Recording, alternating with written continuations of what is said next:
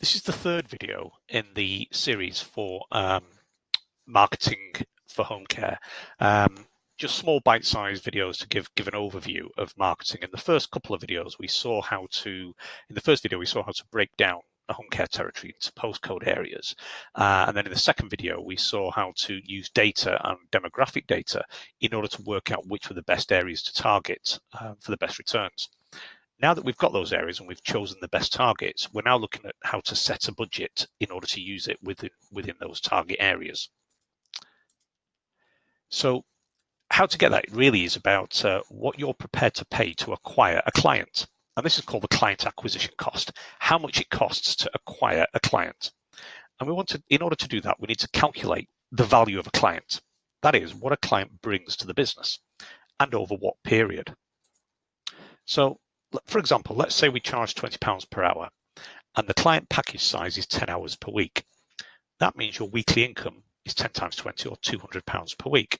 So the annual income is 200 times 52, which is 10,400. So if the client stays for 3 years, then the total income is 10,400 times 3, which is 31,200. So this client will bring in 31,200 over a period of 3 years. Now we know how much a client is worth to us, we need to allocate the amount we're willing to spend to acquire that new client. So let's say we make 10% profit.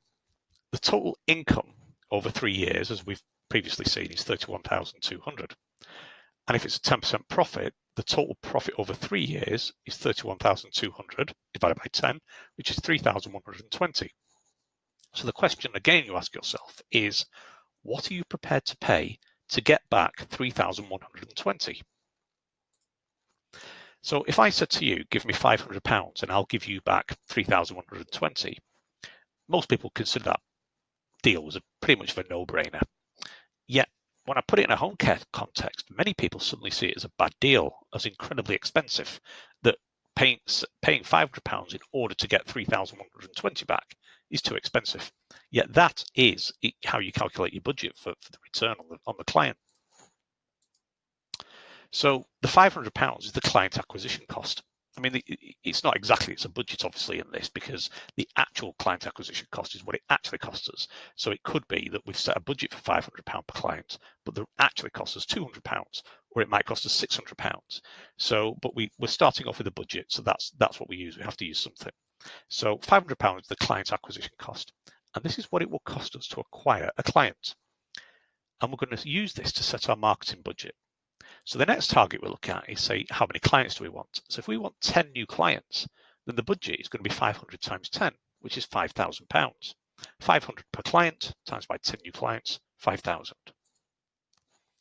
Now remember from earlier, we saw that a new client will generate a profit, one new client will generate a profit of 3,120 over the lifetime of that client. So 10 clients will generate a total of 31,200, 3,120 times 10. 31,200 over that lifetime. And that's the client lifetime value. So you're going to be paying out £5,000 in order to get back 31,200 in return. But it doesn't all have to be paid at once. You can plan the marketing and the client acquisition over a period of time. And in fact, it works far better. It's more likely to acquire over a longer period of time. So we've set a target of 10 new clients and a total budget of £5,000. We can now split this, for example, over 5 months. So a target becomes 2 new clients per month for 5 months, 10 clients, at a spend of £1,000 per month. 5 months, £5,000. So 10 new clients, £5,000 over 5 months equals 2 new clients per month at £1,000 a month. So now we know what the total lifetime value of a client is. We know how to get our client acquisition cost, and we know what our marketing budget is. We also know what areas we've looked at to determine to spend the money in order to get the best chance of return.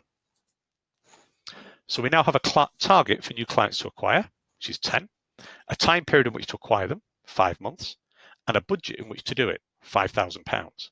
So we're going to get 10 clients over 5 months, and we're going to budget 5,000. Might not cost us 5,000, might actually end up have a really good return, might only spend 2,000 or 3,000, but we're putting the budget in place. And that is the budget we've got over 5 months to get 10 clients. And we're going to spend that in those areas that we looked at with the previous 2 videos, so that that £5,000 is spent in the most effective way possible. And we'll talk about this in other videos, is the different marketing channels and the ways some marketing is free, some you can do yourself, some you need to outsource. So how and where you spend that budget is obviously a different matter, and that'll be dealt with in a different video. If you want to see these videos, subscribe to our YouTube channel, which is youtube.com/c/CareSkilledCo.UK. That's all one word, CareSkilledCo.UK. Go to our YouTube channel there, subscribe to it, and then you'll get notification of all the different videos that we're doing in this series. And please visit our website at careskilled.co.uk, and I hope you found this useful.